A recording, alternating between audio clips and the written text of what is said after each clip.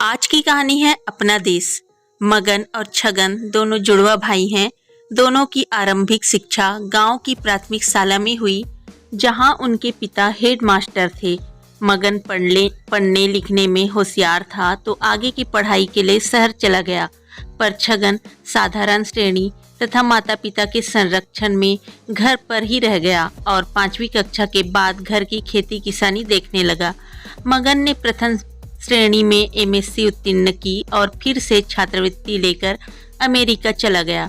वहां अग्रिम शोध कार्य किया, फिर वहीं नौकरी भी लग गई, शादी भी हो गई, 2 बच्चे भी हो गए, उसे वहां की नागरिकता भी मिल गई।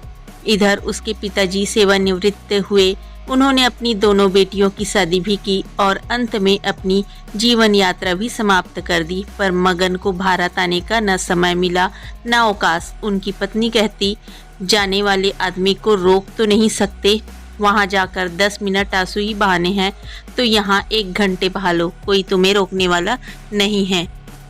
यदि तुम उन्हें अपनी जिद में यहाँ भी लेकर आते तो वे रहते कहाँ, ओल्ड हाउस में ही ना।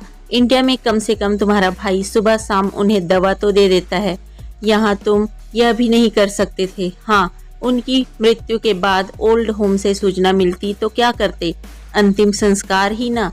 उसे तुम्हारे भाई ने इंडिया में बहुत अच्छे तरीके से किया होगा, ज्यादा इमोशनल होने की जरूरत नहीं है। अगर 50-60 हजार का चूना लगाकर तुम वहां पहुंच भी गए तो क्या अपने पिताजी को कब्र से उठाकर फिर खाट पर बिठा दोगे? मैं साक्षी हूँ कि तुम्हारी आंखों में अपने पिताजी के लिए 4 आंसू है। समाप्त करो इस शोक समारोह को। पर वह अपनी माँ के अंतिम दर्शन करने अवश्य भारत आए, पर पहुंचे थे 10 गात्र के दिन।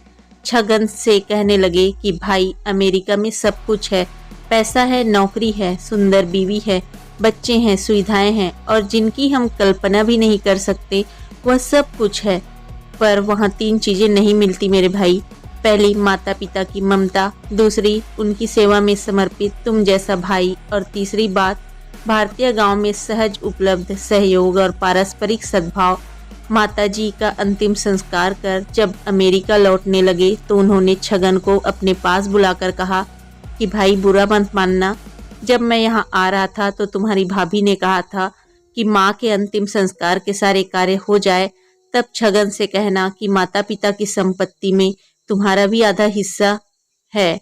घबराना मत छगन, मैं बंटवारे की बात नहीं कर रहा, मैं तो यह कह रहा हूँ कि लाखों डॉलर की मालकिन होने पर भी इस तरह की बातें करने वाली महिलाएं भारत में खोजने पर भी शायद 1-2 ही मिले, पर अमेरिका में तुम्हें वह लाखों की संख्या में घर घर मिल जाएंगी। हमारे भारत की संस्कृति ही कुछ अलग है। तो दोस्तों, आज की कहानी बस छोटी सी थी। आपको कैसी लगी? पसंद आई है तो लाइक कीजिए, शेयर कीजिए, चैनल को सब्सक्राइब कर लीजिए। मिलते हैं आपको एक अच्छी सी नई कहानी के साथ।